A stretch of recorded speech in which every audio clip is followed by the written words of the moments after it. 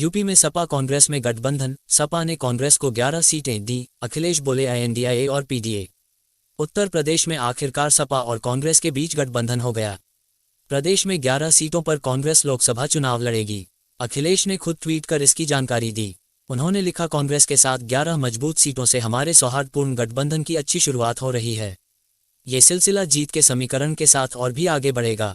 उन्होंने लिखा, इंडिया की टीम और PDA की रणनीति इतिहास बदल देगी। इससे पहले सपा और रालोद में 7 सीट पर गठबंधन हुआ था। यानी अब यूपी में इंडिया गठबंधन में सपा, कांग्रेस और रालोद के बीच सीटों पर सहमति बन गई।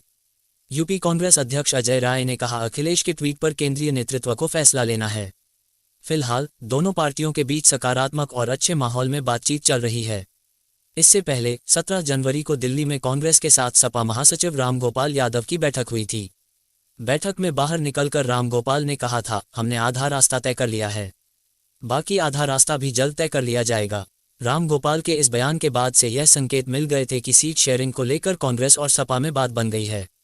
60 सीटों पर सपा लड़ेगी चुनाव। इससे पहले 19 जनवरी को अखिलेश यादव ने 7 सीट RLD को देने का ऐलान किया था। वहीं 1-1 सीट अपना दल कमेरावादी और चंद्रशेखर की पार्टी की दे सकती है। ऐसे में माना जा रहा है कि बची हुई 60 सीटों पर सपा चुनाव लड़ेगी। ये फोटो 26 जनवरी की है। अखिलेश कन्नौज में PDA की यात्रा में शामिल हुए थे। इस दौरान उन्होंने ग्रामीण से खाट पर बैठकर चर्चा की थी। अमेठी, रायबरेली समेत 11 सीट कांग्रेस को मिल सकती हैं। कांग्रेस को प्रदेश की कौन सी 11 सीट दी जाएगी, इसकी जानकारी अभी सामने नहीं आई है। हालांकि सूत्रों के मुताबिक वाराणसी, गोरखपुर, महाराजगंज, प्रयागराज, झांसी, कुशीनगर, गाजियाबाद, अमेठी, रायबरेली, लखनऊ और बांसगांव कांग्रेस को दी जा सकती है। यूपी में पिछले 3 चुनावों में कांग्रेस का प्रदर्शन। 2009 कांग्रेस 69 सीटों पर चुनाव लड़ी और 21 जीती। इस चुनाव में सपा 75 पर लड़कर 23 और बसपा 69 पर लड़ी और 20 सीटें जीतीं। 2014 कांग्रेस 67 पर लड़कर सिर्फ 2 सीट जीती। सपा 75 में 5 और बसपा 80 पर लड़ी और एक भी सीट नहीं जीत पाए। 2019 सपा बसपा का गठबंधन था। कांग्रेस 67 पर लड़ी और सिर्फ रायबरेली जीत पाए। सपा 37 पर लड़ी और 5 जीती, जबकि बसपा 38 पर लड़ी और 10 जीती। रामपुर और आजमगढ़ हारने के बाद सपा के अब सिर्फ 3 सांसद हैं।